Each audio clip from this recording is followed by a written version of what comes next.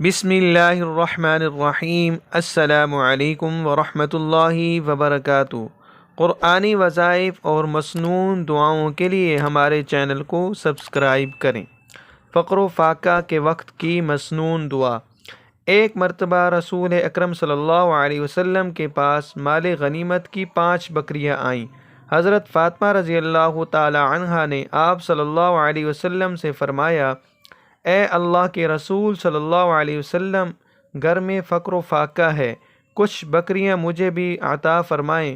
تو رسول اکرم صلی اللہ علیہ وسلم نے فرمایا، اے فاطمہ، جب اللہ سے دعا مانگو تو پہلے یہ کلمات پڑھ لیا کرو، یہ 5 بکریوں سے بہتر ہیں۔ نمبر 1، یا اول الاولین۔ نمبر 2، یا آخر الآخرین۔ نمبر 3، یا ذا القوة المتین۔ نمبر 4، یا راحم المساکین۔